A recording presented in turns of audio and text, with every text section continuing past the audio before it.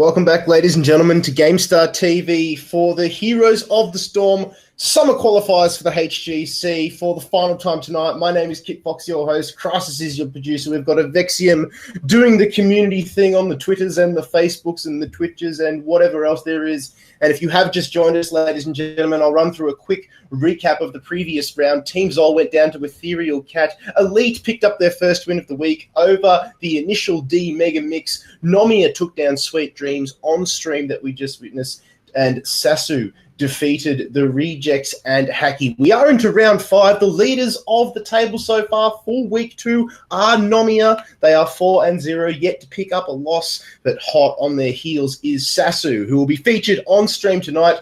And if you haven't done so already, !rag into chat, because we did crack 100 viewers. We're giving away a little Ragnaros bundle thanks to Blizzard ANZ, as well as a Zul'jin bundle. So !rag for the final time. That will be drawn at the end of this match, and I'm going to be passing you over to your faithful casters, Skinny and Vandy, for SASSU versus Ethereal Cat on Infernal Shrines.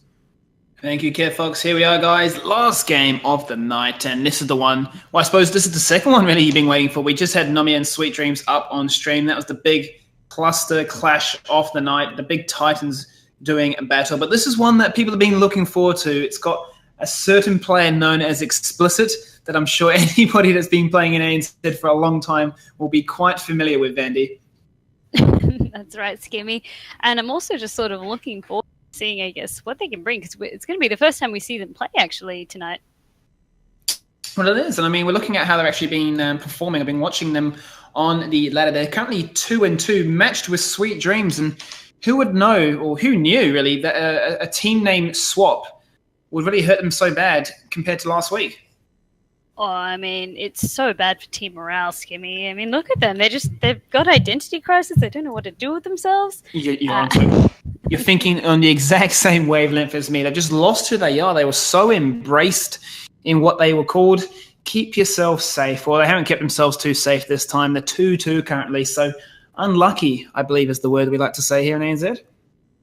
Oh, unlucky. And you don't want to be unlucky, not when you've got such a great prize for stakes, Gimme. I mean, as you sort of reminded us, there's $2,000 on the line. $2,000 guaranteed. That was a good prize. Absolutely. I mean, you just rock up for a little bit of work, bit of games, and you walk away with $2,000 in the pocket, and that's a great opening line on Tinder. I love that. So how did you get your money? Well, play this little game called Hearts. You may or may not have heard of it. Huh?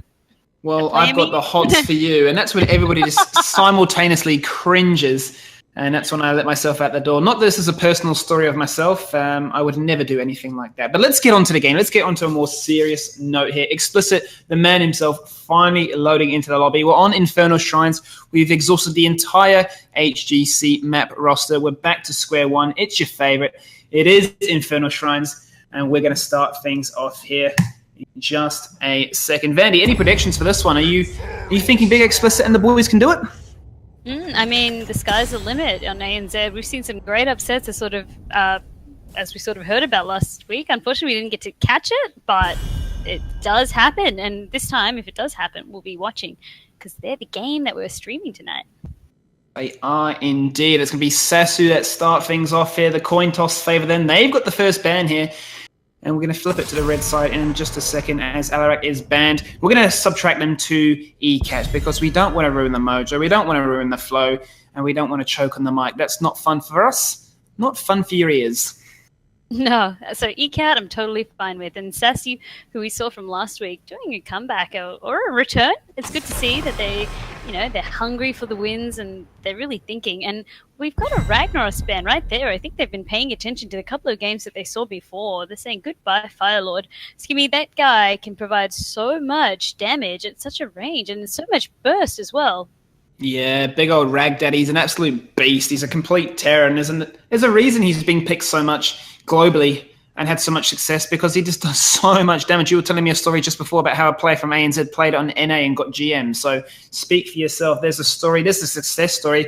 That should be a YouTube video, how to get successful in life. But we're getting thrown off here. 2 bans on the board. Alarak as well as Ragnaros leaves wide open that trademark niche pick, and it could be the Kerrigan. But look at that, ETC. Who would have guessed? Definitely not me. I mean, who's ETC? I haven't seen him all night. No, I mean, once again, we're just seeing that. We're going to see some big. I feel like this is the game we're going to see the Mosh maybe shine, Skimmy, because you get in so close there to get those little dudes who sort of power up the shrine, for lack of a better word, little skeleton guys. I like that. The little dudes, they're having an identity crisis themselves because you don't even know who they are. But look at this. Look at this. Sylvanas finds her way back into the Nexus. She's going to be able to do wonders with that passive. And now I just hope for their sake they can find a comp molded around this pick to really take advantage of it and find that window. I really do like that Sylvanas, and why she sort of, I guess, is so strong is because she's good at taking down the little dudes. We're sticking with it now, Skimmy. They're my little dudes. And we're seeing that Gul'dan Oriole combo that we touched on last game. We didn't see it because they went with the Morales pick, but this time we've got it, and that Gul'dan's going to be generating energy like no other for that Oriole.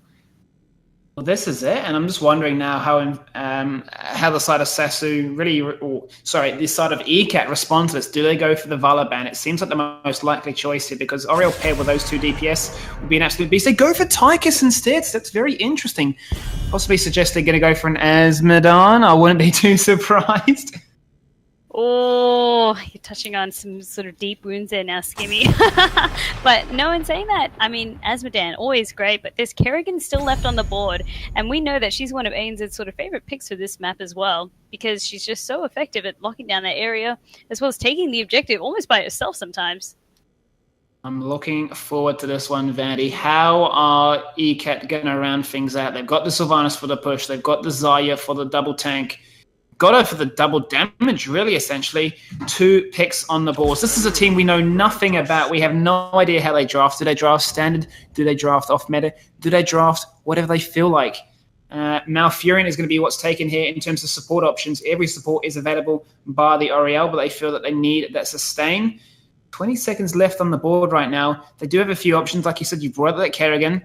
They want some push, I'd be saying. They need some bruiser potential to pair with the Zarya. Do they go for the tank choice now? Murden's been taken off the board. They want some clear, I'd assume. Potentially Johanna. Johanna then would lend towards the Azmodan stacking. All up in the air right now. Diablo is what they go for in the end. Oh, right down to the last second there. They really were deciding on what they wanted. Like you said, maybe there was just a little bit of indecisiveness. But with Diablo, they get a strong initiator and one that sort of Zarya can bounce off, and as well as that Apocalypse to lock down that area. So, decent pick. It's just going to be up to, I guess, they're building up a very nice sort of rounded team comp there. But like you said, Skimmy, maybe lacking a little bit on the damage side currently. Yeah, lacking a bit in the damage side. If they don't go for the Azmodan, which I'd love to see just for the memes, but if they don't, I think they're looking for that Zeratul. We've said before that Zeratul paired with the Mouth, paired with Diablo is a match made in heaven. Paired with the Sylvanas too. As soon as that Void Prism drops, there comes the silence across the board. And hey, if they go for Twilight Dream too, double trouble when it comes to that silence. You are locked out, unable to hit any of your buttons on your keyboard for a very long time. Now here's the first. Falstead finally finding his way in towards this. It means we're not going to see that Vala. They are looking for another support, I'd say, of some sort. Potentially even the Bruiser. Like I say, we're seeing this double tanky meta. Sonya does still have a position on this map, but look at that. This is so different. Samuro is going to be picked. And I'm looking forward to that Orc Smash Nerds. I mean, Samura is an interesting one. He can really get back in their backline, do a lot of damage, but I feel like, you know what? I feel like ECAT has the tools to sort of deal with Samura. So almost it was like a counter pick in a way, Skibby. That's just what I'm sort of feeling. And correct me if you don't feel the same, but I mean, you've got the Diablo, you've got the Malfurion. Like, what's he really going to do except maybe cause a bit of havoc here and there? But it might be a different story when we see it play out. Yeah, I'm just trying to figure out as I'm reading through their draft what their game plan here is, because say they've got the wave clear, they've got the potential to gust members away and separate them, and Samuro trying to act as almost a different version, so to speak, really, of Zeratul. There's no other way to really sort of put it, but he brings a lot of sustained damage. But I'm just trying to figure out how is he going to actually find max value in these situations. Kelfar's finally locked in, and they're going to decide to go for some grunty damage in that regard, opting instead of Azmodan or the Zeratul, as I predicted. And now we do the timer. Let's have a look and see who is playing what. But Vandy, this is This is different. This is a good way to close the night out. Oh yeah, definitely. And I mean, one way I can sort of see it going is that Faust and Samurai will always be split from the rest of the team, sort of come together for the team fights. But like you said, Skimmy, I just want to see. We're not really reading it. We're just going to wait and see how it sort of plays out, right? We can't read it. They can. They've picked it. They're going to play it for you guys that we're going to talk about. And that's how it tends to go around here. Let's kick it off on the blue hand side. It is SASSU, currently 3-1. It's the Shadow playing Ariel Altivian on Falstead. Session is on Sumuro. Singledar is on Gul'dan. And MIA is on ETC. Alrighty, and ECAT on the red side, we've got Sarah Lee on Sylvanas, and Crazy Meter on Malfurion. YOLO Wanna Fuck You is on Zarya. I might just call him YOLO. Innovation on Diablo, and Explicit on Kael'thas. Oh dear. I like how you pronounce that, and still afterwards you're like, I'm like, do I go with it? And I was like, I have to say it at least once to pay homage to his name, but he's just YOLO from now on. You've honoured his name, and I'm sure he'll have many moments of laughter at that one, but from now on, we're going to say he's YOLO. We like to have fun and games here, Skimmy. It's not all serious business. We like to let our head loose around here. It's all happening down under. We just don't have those kind of restrictions around here. So apologies to all the 12-year-olds watching that are staying up a little bit too late past their bedtime, but let's kick it off right now. It's the mid lane shenanigans, that level 1 team fight. 2 very interesting team comps, and we're going to have to wait and find out how this all comes to fruition. But Explicit, the man himself, he is on the mage. What else would you expect him to be on, but he's playing Kael'thas? Indeed. Once again, you just sort of picked it up, and that's just through knowing, I guess, people on the scene, the faces that have been here the longest, and just sort of getting to know a couple of them deep down. Well, Stashin is waiting in the wings, and he's an assassin that can really find those kills. It's going to be Innovation. It's going to go for the face check here. Probably not the target he wants to go towards. Altivian is going to be the solo laner. A great time up against Innovation. As long as he doesn't take too much poke, he has the ranged advantage and the global pressure to join the fights when he needs to. But the aggression is already in the bot lane. Look at this. MIA might be MIA in just a second. The Haunting Wave comes across. Sorelli secures the kill. Burst the blood for Cat. The Shadow almost got enough to sort of heal him up, but no, it was just not enough, and he ended up falling.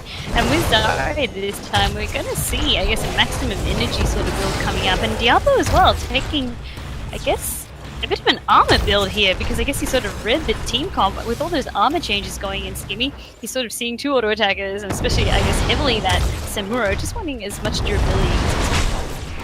Yeah, he just wants to live for as long as possible, and that's what Diablo is looking to try and do. Get the kills, stay alive, be that big target in the middle, focus all your attention. If he's got those souls, look, you've wasted your cooldowns. I can come straight back. Don't worry about me. But things are starting to kick off right now. 2 minutes into this one, the first shrine is activating in 5 seconds. Right now, the rotations are definitely in favor of BK. I've already got 3 members committed up here. We do have Session once again waiting in the wings, looking to try and scout and squish a squishy, really. There's no other better way to say it. And the shrine has been activated. 2 little dudes, I should really be saying. I've got to pay homage to what you said. 2 little dudes to 2, and the rest of the team new now join up. Now, what's interesting enough is Sylvanas is going to be very late to this one. So right now, it seems to be at SASSU have the advantage in terms of finding these kills. Don't eventually get the aggression where they need it. But YOLO, he went a little bit YOLO. He took half of his health bar just like that. That's what you don't want to do. You don't want to have to work overtime for that. And oh my goodness, right there's giving me all the damage. Yeah, all the damage does come across. It's going to make MIA actually drop down to, well, a third of his life total. Forced to pop that well very early on. The Shadow trying to do his best to generate some hope, generate some healing for this team to stay alive. He needs to get that crown active, needs to get it working. As MIA finds himself in a spot of trouble, manages to power slide away. But both teams playing very safe. Not wanting to overextend here, not really overcommitting for these kills. It's 21-12 now with these little dudes. They're looking to try and get the kill right now. Innovation starts up another engagement. It's good. MIA gets the power slide. They're looking once again for this kill target. Innovation might be the one that's going to get taken out here. He's down to 250, down to 90. He gets taken out. And the counter engage is good. It's looking to be Gul'dan. The target focus. Sorelli goes so dangerously deep. But MIA's like, I've got you, bro. Here goes the power slide. The train life is perfect. And he lives to fight another day. Vandy, beautiful engagement, so perfectly timed, and they might, as a result, pick up the shrine. Oh, that hammering right there at the end there, just taking the kills so beautiful. Like, oh, Innovation's almost going to live. No, no sir. And then after that, it was just sort of dominoes falling. You can just see how the tides was just turned by having a team member fall. Just like that, like dominoes sort of fell Skimmy, but it's not all bad news. It's a mortar Punisher, and it's also the first Punisher of the game. So he's not going to be too strong. They just need to make sure they can bait him over and deal with it quickly before they lose too much. Yeah, as long as they leash it over well, which they have, then they'll be absolutely fine. It's not going to get too much. 2 towers at the best. And if they get some kills, well, it could be even worse than that. But they're going to go for the engagement. They're going to look for yellow. A great entangling route there comes from Crazometer, who's going to deny any form of continued fight, continued skirmish, really. You can almost imagine Explicit here playing so very patiently. He's got the convection talent. He's already halfway completed on that one. He's wanting to make sure he does not die. He wants to find that max value and secure himself some very early on aggression. Innovation, while he rocks up to the party a little bit too ballsy there. He gets the combo. There's no team anywhere nearby to follow that up. And that's what you just don't want to be sort of in a sort of position. You just got to have your team there. Otherwise, it's just... Really, there's just not going to be any follow-up. It's just, you're going to have a bad day, Skimmy, to sort of summarize. You don't want that. And Altivian just showing us, I guess, how good Falstad is. It's good to see him back and just flying here, flying there. That's what his global presence is all about. Putting pressure where he can on the map and just getting that all-important experience. And an interesting point that you bring up, I mean, they have the global pressure with the Falstad.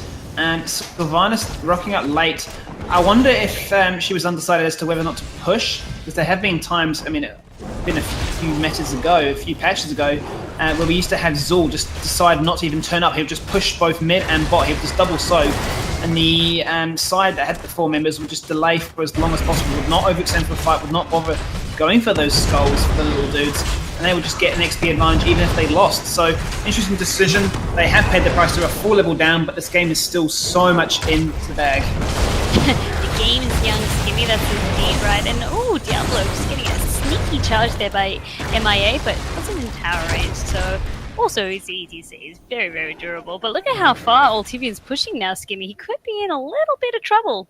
Yeah, you can see once again the Invader Temp is coming, Innovation looking for that rotate. He is still charging, but MIA does have those spider senses tingling. He spots a bit of trouble, and he is ready there, and he's got the backup for that team. But the next shrine is active. This is going to be in the middle this time, which is great timing for them, because they're going to go both for this mercenary camp, the Shaman, the Dogman.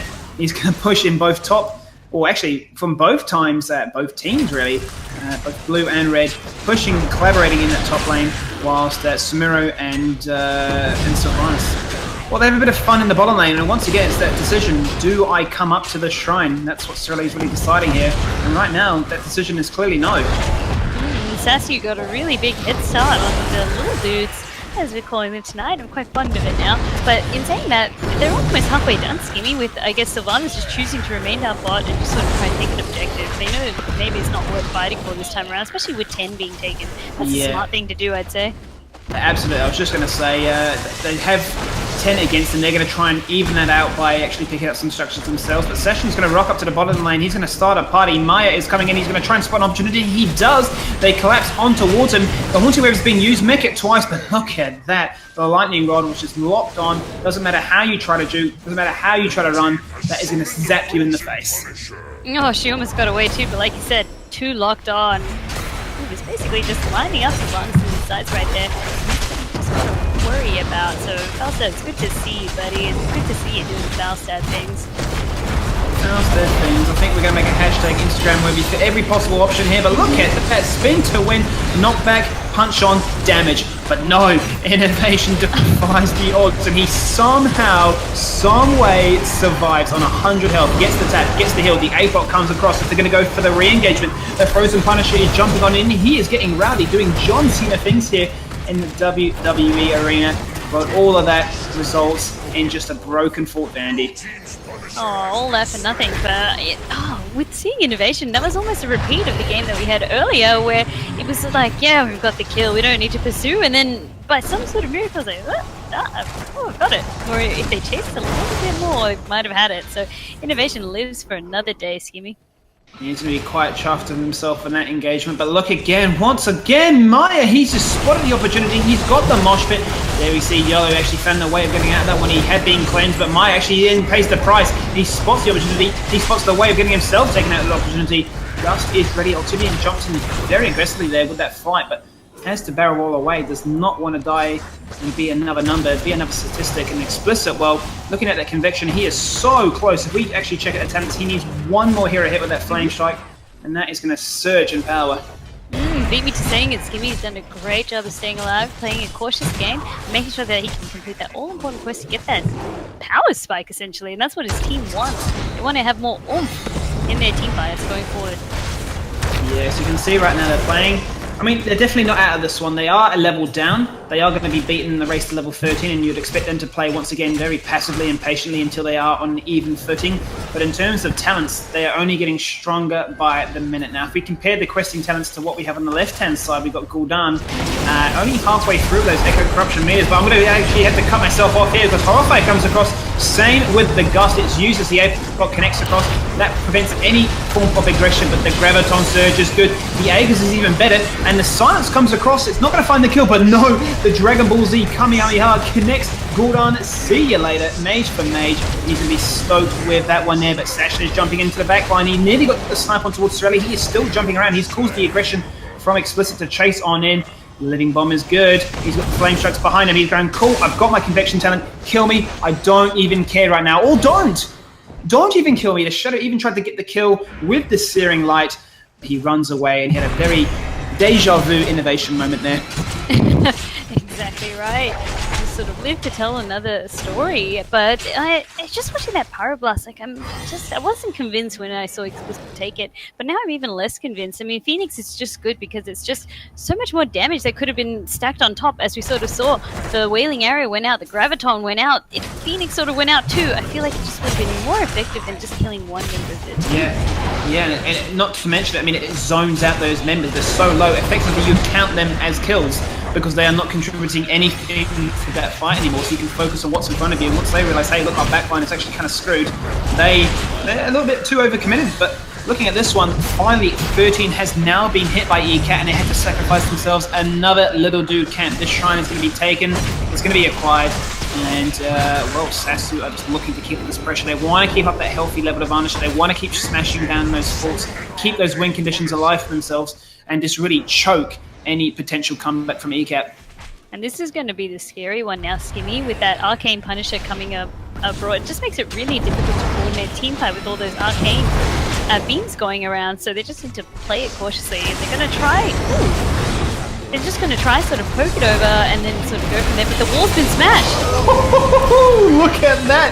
Straight away with the Windwalk teleport across, and straight like that, 2 members taken out of the contention for this fight. Play it passively. They don't even know what the word passively means. They find the kills. The Arcane Punisher really assisting in that one. And MIA, well, he jumps on in. He actually went for the mosh pit attempt, but it got straight away interrupted. So bad luck to him. Quite unlucky, but this actually might be a GG condition right now with 3 members down, only Innovation and Crazometer left. That is not a lot of damage and a lot of potential to try and stop the SASSU advantage. And they are on that core. Sure, Sorelli's respawned, Explicit is respawned too, but look, SASSU is still staying around. They're being very, very aggressive right now. And it's going to be the Shadow who takes a fair brunt of that damage. They're trying to keep up this team so healthy. Diablo gets taken across, the Kamehameha connects. Doesn't take out EDC. They're still hanging around here, Vandy. This is dangerous stuff. This is a potential throw. 20% left in this Arcane Punisher. That core is down to 50% now. Falcon has dropped this to 2 for 1, and the fight still continues down to 45%. Make that 32%. They are all in or nothing, Vandy. This is going to go straight down to the wire. They are still looking for this. MIA's got no health, but it's going to be GG. SASSU find the victory in what is a very chaotic end to week number 2. Oh, chaotic indeed. I'm actually surprised they managed to pull it off. It was so touch and go at the end there, with the Arcane Punisher sort of splitting his attention and going on an outer. They're like, no, go on the core. We need your soaking. And then just picking up those last 2 team members right there, to even with the low cooldowns. It was just enough, Skimmy. Was just enough, and that rounds things out. The final game of tonight. Thank you for joining us here on Gamestah Summer Qualifiers. We'll be back with a couple more weeks, but hey, before we jump to it, let's actually touch base on the MVP. Now, Vandy, I don't know about you, but for me, it definitely had to be ETC. Really? I was actually thinking more about innovation with he was getting some really big sort of apocalypses going out. I mean, ETC was doing work too, but this one might have been Diablo. Well, we've got a tank dispute right now, and how do we settle this one? I mean, they lost the game, but I can see where you're coming from. I can see where you're coming from in terms of the engagements he was trying to set up. He was trying to find those moments of pure bliss that his team could then find those kills. I would actually have to give it to you, to be honest. In second fault, you raise a very valid point. So I'll wrap things up there by saying that innovation, congratulations, buddy. You go in the draw to win yourself a Plantronics headset as the MVP nomination for tonight's final game. But for us, that's us signing off. Back to you, Kit Fox, to round tonight out. Thank you very much, Skimmy and Vandy. But don't go anywhere, ladies and gentlemen, because we do have the Little Ragnaros bundle, thanks to Blizzard ANZ, to give away, as well as the Zul'jin bundle. Now, there is a 2-minute delay on the stream, but the producer crisis is going to close the keyword raffle right now. You need to be following the stream, and there we go. The Little Ragnaros bundle has been won by Hostone. So well done, Hostone, for getting yourself the Little Ragnaros bundle. And now we're going to draw ourselves another raffle, and this one is for the Zul'jin. This is for the one that we got the 100 viewers on. So we're going to draw ourselves another winner. And Jim Jam, congratulations, buddy. You've won yourself a Zul'jin bundle. Thanks to Blizzard ANZ. If you missed out this week, don't fret, ladies and gentlemen. We'll be back here next Tuesday at the exact same time. It's 8 p.m. AEDT with more giveaways, more MVP action, more qualifying action, and, of course, absolute carnage here with the Heroes of the Storm. My name is Kit Fox once again. Producer Crisis was the wizard behind the curtain tonight. Your play-by-play was Skimmy. Your analyst was Vandy. This is Gamestah TV, signing off.